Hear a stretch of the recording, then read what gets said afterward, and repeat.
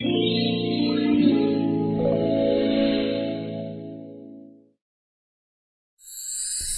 Colour में चार अलग अलग बिरयानी।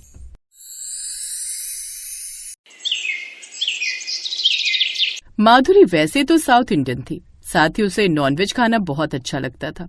उसकी शादी को 3 महीने हो गए थे और वो अक्सर ही अपने ससुराल वालों को तरह तरह का नॉनवेज बनाकर खिलाया करती। एक दिन उसने हैदराबादी बिरयानी बनाई और उसकी खुशबू लेते हुए खुद से कहने लगी, माधुरी, तूने कितनी बढ़िया हैदराबादी बिरयानी बनाई है। इसकी खुशबू से तो साफ जाहिर हो रहा है कि इसका स्वाद भी लाजवाब होगा। आज जब सारे घर वाले इस बिरयानी को खाएंगे तो बहुत खुश हो जाएंगे। इस तरह माधुरी खुश होकर अपनी ही बिरयानी की तारीफ कर रही थी कि तभी उसकी सास लता किचन में आती है और माधुरी को देखकर कहती है, माधुरी बहू, इस बिरयानी की खुशबू से ही पेट भरेगी या इसे प्लेट में परोसकर हम सभी को खाने के लिए भी देगी?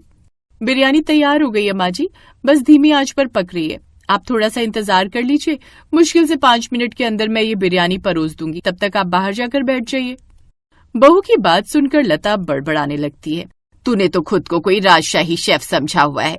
जिस हिसाब से तू समय लगाती है खाना बनाने में, उस हिसाब से तो इंसान भूखा ही मर जाएगा। लता ये बोलकर चली जाती है, लेकिन सास की बात सुनकर माधुरी कुछ नहीं बोलती और थोड़ी देर बाद माधुरी अपनी हैदराबादी बिरयानी को सभी के आगे परोस देती है। अब थोड़ी देर बाद सभी लोग बिरयानी खाना शुरू करते हैं और उसकी तारीफ में सभी कहते हैं, माधुरी, तुमने तो आज रिकॉर्ड तोड़ दिया। इतनी अच्छी हैदराबादी बिरयानी तो तुमने कभी भी नहीं बनाई है जितनी अच्छी आज बनाई है। कल मैं आप लोगों के लिए चिकन टिक्का बनाऊंगी और मैं जानती हूँ कि वो भी आप लोगों को बहुत ज्यादा पसंद आएगा। माधुरी ये बोल ही रही थी कि इतने में माधुरी की ननद बीच में माधुरी की बात काटते हुए कहती है, भाभी, आप नॉनवेज बहुत अच्छा बनाती हो, पर बुरा मत मानना, लेकिन आप हमें लिमिट से ज्यादा नॉनवेज खिलाने लग गई हो। अरे, इतना नॉनवेज खाने से पेट में गर्मी बढ़ जाएगी और गर्मी बढ़ने से पेट में गैस, एसिडिटी और भी न जाने कौन कौन सी बीमारियां पैदा हो जाएंगी। ननद जी, बिरयानी और नॉनवेज खाना तो बहुत अच्छा होता है, इससे शरीर में प्रोटीन की कमी पूरी होती है, तभी तो आपकी स्किन और बाल इतने ग्लो करते हैं। माधुरी को ये बहुत अच्छे से पता था कि उसे अपनी ननद को कैसे खुश करना है, इसलिए वो अपनी ननद की थोड़ी तारीफ कर देती है, तो वहीं उसकी ननद अपनी तारीफ सुनकर शर्मा जाती है और वो भूल जाती है कि उसे अपनी भाभी पर गुस्सा भी करना था। खुशी से वो अपनी भाभी से कहती है, अरे भाभी, आप भी ना, वैसे आप बोल बिल्कुल ठीक रही हो, चिकन खाने से बहुत फायदे होते हैं, इसीलिए अब आप रोज चिकन बनाया करो। वैसे भी आप चिकन बिरयानी और भी चीज जो चिकन से बनी होती है बहुत ही लाजवाब बनाती हो। ननद की बात सुनकर अब माधुरी मुस्कुराने लगती है। समय गुजरता है और गुजरते समय के साथ एक दिन पड़ोसन माधुरी के घर आती है और वो माधुरी और लता से कहती है, लता, अरे मैं तो सोचती थी माधुरी अपने मोहल्ले में सबसे अच्छी बिरयानी बनाती है, लेकिन तुझे पता है वो हरीश भैया है ना, उसकी बीवी ने बिरयानी में 2 रंग डालकर 2 अलग अलग तरह की बिरयानी बना दी, वो भी चिकन। अरे बहन, 2 अलग अलग तरह की बिरयानी बनाना कौन सी बड़ी बात है, वो तो मेरी बहू के बाएं हाथ का खेल है। अरे मेरी बहू 2 नहीं बल्कि 4 कलर वाली 4 अलग अलग तरह की बिरयानी बना सकती है, पर मैं ही उसे बनाने नहीं देती। अरे रोज रोज ये चिकन बिरयानी खाना सही नहीं। ये तो कहने की बात है लता बहन, मैंने आज तक तेरे घर से सिर्फ बिरयानी की खुशबू सूंघी है, ना कि कभी खाई है, पर हरीश भैया के घर में मैंने उनकी बीवी के हाथ की बिरयानी खाई है, तब जाकर इतना गुणगान कर रही हूँ मैं उनका। काव्या ये बात बोली रही थी कि इतने में माधुरी पनीर बिरयानी जिसका रंग लाल और पीला था वो काव्या के आगे रख देती है। आंटी जी, अब बिरयानी खाना खिलाना बहुत बड़ी बात नहीं। अरे आपको मेरे हाथ की बिरयानी खानी थी तो आप यूं ही कह देती, मैं आपके लिए चुटकियों में बना देती। ये इस तरह दूसरों के कंधे पर बंदूक रखकर गोली मत चलाए करो, और आगे से अगर आपको मेरे हाथों की बिरयानी खानी हो तो जरूर खाना, लेकिन बोलकर, ना कि किसी और की तारीफ करके, क्योंकि हम सबको पता है कि आपकी और हरीश अंकल की जरा भी नहीं बनती।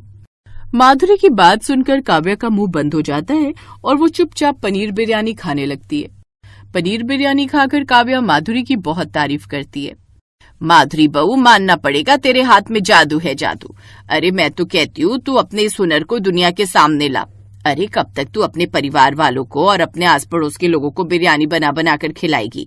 मेरी मान और दिखा दे दुनिया को कि तू क्या चीज है। काव्या की बात सुनकर माधुरी की आंखें चमक जाती हैं और उसकी आंखों में एक नई राह की उम्मीद नजर आती है। लेकिन लता जब अपनी बहू की चमकती आंखों को देखती है तो उसे बहुत गुस्सा आता है और वो अपनी पड़ोसन को फटकार लगाते हुए कहती, देख काव्या बहन, तू यहाँ बिरयानी खाने आई थी वो ठीक, लेकिन मेरी बहू को बहका मत। मेरी बहू घर संभालती है, मेरे लिए वही बहुत है। मुझे नहीं चाहिए अपनी बहू के पैसे। वैसे भी मेरे घर में मेरा बेटा इतना कमा लेता है कि इस घर का खर्चा अच्छे से चल जाए और हम अपनी सेविंग भी कर लें। लता की बात सुनकर काव्या कुछ नहीं बोलती और बिरयानी खाकर वहाँ से चली जाती है। समय गुजरता है और गुजरते समय के साथ माधुरी अपनी सास से खुद का काम शुरू करने को कहती है। माँ जी, मैं बिरयानी इतनी अच्छी बना लेती हूँ ना सिर्फ चिकन बल्कि वेज बिरयानी भी बहुत अच्छी बनाती हूँ। काव्या आंटी ने बिल्कुल ठीक कहा था। जब मेरे अंदर इतना अच्छा हुनर है तो मैं इस हुनर को दुनिया के सामने क्यों नहीं ला सकती? अरे मैं तो कहती हूँ कि मुझे खुद का काम शुरू कर लेना चाहिए। इसी बहाने घर में 4 पैसे भी आएंगे और मुझे कहीं बाहर जाने की जरूरत। बहू कोई भी काम शुरू करने के लिए बाहर जाना ही पड़ता है और मैं नहीं चाहती मेरी बहू बाहर जाकर बिरयानी बेचे। समझ गई तू? इसलिए अब खुद का काम शुरू करने का भूत अपने सर से उतार। लेकिन माँ जी, मैं तो क्लाउड किचन शुरू करने की सोच रही हूँ। इसमें मुझे कहीं बाहर नहीं जाना बल्कि घर पर ही बिरयानी बनाकर लोगों के घर होम डिलीवरी करवानी होगी। बस डिलीवरी बॉय के लिए मुझे कुछ लड़के रखने होंगे। जैसे जैसे काम बढ़ेगा वैसे वैसे हमें मुनाफा होगा। एक तो मेरे बेटे ने तुझसे लव मैरिज करके गलती की, ऊपर से तुझे अपनाकर मैंने गलती कर दी। अरे मैंने तो तुझे इसलिए अपना लिया क्योंकि मुझे लगा कि तेरे माँ बाप नहीं है तो तुझे प्यार करूँ, लेकिन शायद मैंने तुझे इतनी आजादी दे दी कि तू आज मेरे सर पर चढ़कर नाच रही है। अपनी सास की ऐसी बातें सुनकर माधुरी की आंखें आंसुओं से भर जाती है और वो अपनी सास को पलटकर जवाब न देना ही सही समझती है। समय गुजरता है और गुजरते समय के साथ माधुरी अब अपनी घर गृहस्थी में ही व्यस्त रहती है। वो ना तो किसी से ज्यादा बात करती और ना ही किसी के साथ हंसी मजाक करती। साथ ही वो अब घर में अपनी 4 अलग अलग बिरयानी भी बनाना बंद कर देती है। ऐसे ही एक दिन पीयूष अपनी पत्नी के पास आता है और माधुरी, मैं काफी दिन से देख रहा हूँ कि तुम बहुत उदास हो और तो और तुम घर में बिरयानी भी नहीं बना रही हो। आखिर बात क्या है? कुछ नहीं पीयूष जी, वो बस ऐसे ही माँ पिता की याद आ गई। काश वो आज जिंदा होते। अगर आज वो जिंदा होते ना तो मैं उन्हें सारी बातें बताती, अपनी हर खुशी का पल और हर गम उनसे शेयर करती। इतना बोलकर माधुरी अब अपने कमरे से बाहर की ओर निकल जाती है, पर पीयूष माधुरी का इस तरह उदास चेहरा देखकर समझ जाता है कि दाल में कुछ तो काला है। अब क्या था? पीयूष अपनी माँ के पास जाता है और सवाल करता है, माँ, मैं काफी दिन से माधुरी को देख रहा हूँ, वो बहुत उदास लग रही है। आपसे माधुरी का झगड़ा हुआ है क्या? इस तरह लता पीयूष को सारी बात बताती है, जिसे सुनकर अब पीयूष को समझ में आता है कि बात क्या है। जिसके बाद पीयूष अब अपनी माँ को समझाते हुए, माँ, माधुरी ने खुद का बिजनेस चालू करने के लिए सिर्फ इसीलिए कहा क्योंकि उसके स्वर्गवासी माता पिता का यह सपना था कि उनकी बेटी एक दिन ऐसा काम करे कि हर किसी की जुबान पर सिर्फ माधुरी हो। पर क्योंकि मैंने उससे शादी करी और इस घर में बहुएं बाहर काम नहीं करती, इसीलिए उसने अपना मन मार लिया। पर जब काव्या आंटी आई और काव्या आंटी ने माधुरी के हाथ की बिरयानी खाई और उसके हुनर को बढ़ावा दिया तो माधुरी को क्लाउड किचन का आइडिया आया। माँ, क्लाउड किचन का मतलब ये नहीं है कि इंसान बाहर जाकर काम करे। क्लाउड किचन का मतलब ये होता है कि बहुएं बाहर काम करने के बजाय वो अपने घर से काम कर सके। और सोचो ना, अगर माधुरी का बिजनेस अच्छा खासा चल गया तो मुझे यूं छोटी मोटी नौकरी करने की जरूरत नहीं। आपकी बहू और बेटे बहुत नाम कमाएंगे माँ, क्योंकि आपकी बहू के हाथ में वो हुनर है। बेटे की बात सुनकर लता को भी अब एहसास होता है कि शायद उसने अपनी बहू को कुछ ज्यादा ही बोल दिया, जिसके बाद लता अपनी बहू को उसका काम शुरू करने की इजाजत दे देती है। अब क्या था? माधुरी के चेहरे पर दोबारा मुस्कान आ जाती है और वो खुद का बिजनेस करती। उसने कुछ डिलीवरी और वो घर घर उसके हाथ की बनी बिरयानी डिलीवर करते। अब लोगों की डिमांड आने लगी कि 4 कलर की अलग अलग तरह की बिरयानी बनाए और इस तरह माधुरी ऑफर निकालती है। 1000 की बिरयानी पर वो 4 कलर वाली 4 तरह की बिरयानी पैक करके होम डिलीवरी करवाएगी और उसका ये ऑफर भी बम्पर ऑफर बन जाता है और इस तरह माधुरी की बिरयानी का बिजनेस अच्छा खासा।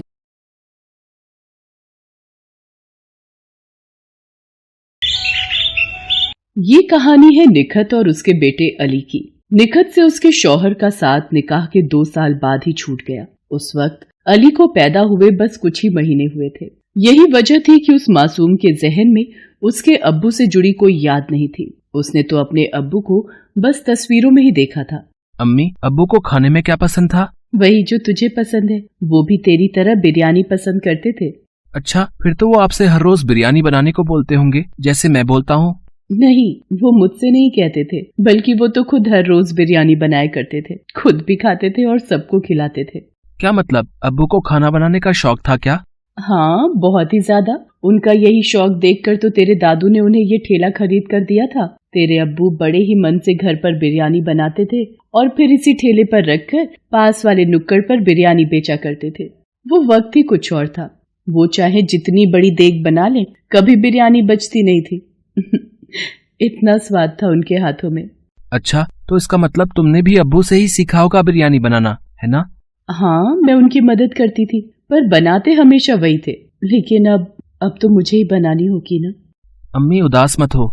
आप एक बात बताओ, जब अब्बू बिरयानी बेचा करते थे तो आप ऐसा क्यों नहीं करती?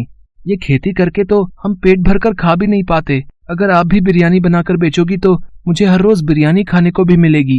बेटा, ये सब इतना आसान नहीं है। तेरे अब्बू ने अपनी मेहनत से काम जमा लिया था। उनकी कमाई लागत से कहीं ज्यादा थी। लेकिन अब उनके जाने के बाद हमारे हालात अच्छे नहीं है बेटा। तू ही बता, पूरे दिन के रोजे के बाद इफ्तारी तक का इंतजाम तो अच्छे से हो नहीं पाता, तो बेचने के लिए बिरयानी कहाँ से बनाऊं मैं? तो इसका मतलब मुझे बिरयानी खाने को नहीं मिलेगी। अम्मी, अब मन कर रहा है। अमूमन अली अपनी अम्मी से किसी चीज को लेकर जिद नहीं करता था। उस दिन भी उसने जिद नहीं की, लेकिन उसकी नम आंखों ने निखत को बता दिया था कि उसका बिरयानी खाने का कितना मन है। अली नमाज पढ़ने मस्जिद चला गया और निखत के हाथ भी दुआ के लिए उठ गए। या खुदा, ऐसा इम्तिहान ना ले, अपने बच्चे की बिरयानी खाने की ख्वाहिश भी पूरी ना कर सकूं। इतना मजबूर तो ना बना। निखत अपनी मजबूरी पर रो रही थी, तभी दरवाजे पर किसी ने दस्तक दी। अस्सलाम वालेकुम। वालेकुम अस्सलाम। जी आप? मैं असलम हूँ। आपके पड़ोस में जो खान साहब रहते हैं, मैं उनका रिश्तेदार हूँ। कुछ काम से आया था, पर यहाँ तो ताला लगा हुआ है। आपको कुछ पता है क्या? जी खान साहब, वो तो अब यहाँ नहीं रहते। पिछले महीने शहर चले गए। यहाँ का मकान भी बेचने वाले हैं शायद। आपको बताया नहीं उन्होंने? वो दरअसल मुझसे खान साहब का फोन नंबर कहीं गुम हो गया, इसलिए बात नहीं हो सकी। लेकिन ये तो गड़बड़ हो गई। खान साहब से जरूरी काम तो था ही। सोचा था कि इफ्तार और मगरिब की नमाज भी उनके यहाँ ही पढ़ लूंगा, पर अब कैसे होगा? कुछ ही देर में इफ्तार का वक्त हो जाएगा। अब यहाँ आसपास कोई ढाबा या होटल वगैरह है क्या? जी नहीं, यहाँ तो ऐसा कुछ भी नहीं है। बस राशन और गोश्त की दुकान ही है। ये तो मुसीबत हो गई। अब क्या किया जाए? देखिए भाईजान, अगर आप मुझे गलत ना समझे तो मैं आपसे कुछ कहूँ। हाँ, कहिए ना। ये मेरी बदनसीबी ही है कि मैं चाहकर भी आपको इफ्तार का न्योता नहीं दे पा रही हूँ। असल में मेरी माली हालत मुझे इसकी इजाजत नहीं दे रही। तो अगर आप मेरी कुछ मदद कर दें तो मैं भी आपकी मदद कर सकती हूँ। असलम को निखत की बात समझ आ गई थी। उसने फौरन अपनी जेब से कुछ पैसे निकालकर निखत की तरफ बढ़ा दिए और बोला, ये लो बहन, इतने में हो जाएगा ना? जी भाईजान, बहुत अच्छे से हो जाएगा। बहुत बहुत शुक्रिया आपका। अरे नहीं नहीं, शुक्रिया तो मुझे आपको कहना चाहिए। मैं ऐसा करता हूँ, यहीं बाहर इंतजार करता हूँ। अगर आपको कुछ मदद चाहिए हो तो बताइएगा। नहीं नहीं, मैं सब कर लूंगी, आप आराम करें। इसी के साथ असलम निखत के घर के बाहर ही एक पेड़ की छांव में बैठ जाता है और निखत फौरन इफ्तार की तैयारी में लग जाती है। ये तो काफी पैसे हैं, इनमें तो इफ्तार के साथ साथ बिरयानी भी बन जाएगी। या अल्लाह, आज मेरा बच्चा बिरयानी खाएगा, जरूर खाएगा। निखत फौरन जाकर पास की दुकान से राशन और गोश्त खरीद कर ले आती है, साथ ही इफ्तारी के लिए कुछ फल भी। फिर उसने बड़े ही मन से बिरयानी बनाई, ठीक वैसे जैसे अब्बास बनाया करता था। कुछ ही देर में अली घर वापस आ गया। अम्मी, आप बिरयानी बना रही हो क्या सच में? इतनी बढ़िया खुशबू। अम्मी बताओ ना, ये बिरयानी की खुशबू ही है ना? हाँ, बिरयानी ही है। तेरा इतना मन था खाने का तो बना दी मैंने। लेकिन अम्मी, ये सामान कहाँ से आया? निखत अली को सब कुछ बताती है। अली फौरन जाकर असलम से मिलता है और उसे शुक्रिया कहता है। फिर शाम के वक्त सभी एक साथ इफ्तार करते हैं। अच्छा बहन, अब चलता हूँ। इफ्तार के लिए बहुत बहुत शुक्रिया। रुकिए भाईजान, मैंने बिरयानी बनाई है। आपने जो पैसे दिए थे उन्हीं से इफ्तार का इंतजाम भी हो गया और बिरयानी का भी, वो भी खाकर जाइए। नहीं नहीं बहन, अभी तो इफ्तारी की है। मैं खाना कुछ देर रुककर खाता हूँ। भाईजान, थोड़ी सी चख तो लीजिए। अच्छा ठीक है, चखने भर को ले आइए फिर। निखत फौरन रसोई में जाकर असलम और अली के लिए बिरयानी लेकर आती है। असलम जैसे ही बिरयानी का एक निवाला चखता है, उसके चेहरे के हाव भाव ही बदल जाते हैं। बहन, बिरयानी बहुत ही लजीज है। अब थोड़ी और मिलेगी क्या? हाँ अम्मी, मुझे भी और चाहिए। बस अभी लेकर आई। निखत खुशी खुशी असलम और अली दोनों को पेट भर बिरयानी खिलाती है। उसे ऐसा करने में बहुत ही खुशी हो रही थी। सोचा न था कि इतनी सारी बिरयानी खा जाऊंगा मैं। बहन सच में आपके हाथों में तो गजब का स्वाद है। मैंने बड़े से बड़े होटल में बिरयानी खाई है, लेकिन ऐसा स्वाद आज तक नहीं चखा। जी बहुत बहुत शुक्रिया भाईजान। असल में बिरयानी बनाने का ये खास तरीका मैंने अपने शौहर से सीखा है। उनका बिरयानी बनाने का ही काम था। उनकी बिरयानी उनके नाम बिका करती थी तब, अब्बास बिरयानी। अच्छा, मैंने खान साहब से इस नाम के बारे में बहुत सुना है। वो बहुत तारीफ किया करते थे आपके शौहर की और उनके हाथों के स्वाद की। वैसे हैं कहाँ आपके शौहर? कहीं बाहर गए हैं क्या? अब्बू बहुत दूर चले गए हैं, अल्लाह ताला ने उन्हें अपने पास बुला लिया।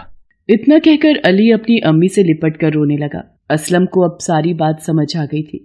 फिर कुछ देर सोचने के बाद उसने अपने सूटकेस से पूरे 50,000 रुपए बाहर निकाले। ये लो बहन, ये रख लो। जी ये इतने सारे पैसे नहीं भाईजान, माफ करिए पर मैं इन्हें नहीं ले सकती। पहले आपने जो मदद की वही मुझ पर और मेरे बच्चे पर बहुत बड़ा एहसान है आपका। अब मैं आपसे और कुछ नहीं ले सकती। ये तो आपको मुझे भाई बनाने से पहले सोचना चाहिए था। मैं ये पैसे इसलिए दे रहा हूँ ताकि आप अपने शोहर का रुका हुआ काम फिर से शुरू कर सको। वो वही है ना अब्बास भाई का मशहूर ठेला। ये ऐसे अच्छा नहीं लग रहा। ये पैसे रखो और इस ठेले को फिर से खुशगवार कर दो। मैं जल्द ही आऊंगा फिर से बिरयानी खाने। इतना कहकर असलम ने निखत के हाथों में वो पैसे रख दिए। निखत कुछ न बोल सकी, लेकिन उसकी आंखों से बहते आंसुओं में उसके जज्बात साफ झलक रहे थे। असलम वहां से चला गया, लेकिन निखत और अली को एक नई जिंदगी दे गया। निखत ने ठीक वैसा ही किया जैसा कि असलम ने उससे कहा था। पूरे रमजान रोजा रखने के बाद निखत ने ईद वाले दिन से बिरयानी बनाकर बेचने की शुरुआत की। उसके हाथों से बनी बिरयानी की खुशबू जल्दी ही सारे गांव को उसके पास खींच लाई। निखत, वाह बेटी, बहुत ही अच्छा किया तुमने। अब्बास के जाने के बाद तो जैसे बिरयानी में स्वाद आना ही बंद हो गया, लेकिन अब फिर से बिरयानी महकेगी और सबकी जुबान पर चढ़ेगी। लाओ जल्दी से प्लेट लगा कर दो। निखत और अली खूब मेहनत से अपना बिरयानी का ठेला चलाने लगे। गांव के लोग तो पहले दिन से ही आने लगे थे, लेकिन धीरे धीरे दूसरे गांव और पास के शहरों से भी निखत को बिरयानी बनाने के ऑर्डर मिलने लगे। अब निखत और अली को किसी बात की कमी नहीं थी। उनके रहन सहन से लेकर खाना पीना सब बढ़िया हो गया और अब अली स्कूल जाकर पढ़ने भी लगा। निखत का ठेला जल्दी ही नामी होटल में बदल गया। अस्सलाम वालेकुम, कैसी हो बहन? अरे भाईजान आप? वालेकुम अस्सलाम। आइए, बाहर क्यों खड़े हैं, अंदर आइए। निखत के होटल को देखकर असलम को बहुत खुशी हो रही थी, साथ ही फक्र भी। बहन सच में मान गया आपको। इतने कम वक्त में आपने क्या से क्या कर दिखाया, वो भी इतनी छोटी सी रकम से। नहीं भाईजान, ना वो रकम छोटी थी और ना ही आपकी मदद। आपकी दुआ और अल्लाह ताला की नेमत से हुआ है ये सब। मैंने तो बस अपना काम किया है। आइए, बिरयानी तैयार है, आप नोश फरमाइए, मैं बस अभी आई।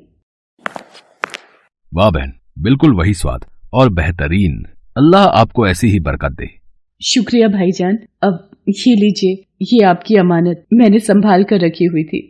ये क्या बहन, ये पैसे लौटाकर मुझे पराया मत करो। नहीं भाईजान, आप कभी पराये हो ही नहीं सकते। मैं ये पैसे आपको लौटा नहीं रही हूँ, बल्कि इसलिए दे रही हूँ ताकि इनकी मदद से आप फिर किसी बहन की जिंदगी बदल सके और अल्लाह की रहमत सब पर यूं ही बरसती रहे। असलम निखत की तरफ देखकर मुस्कुरा दिया और उन पैसों को लेकर फिर से निकल पड़ा किसी नई निखत और अली की तलाश में।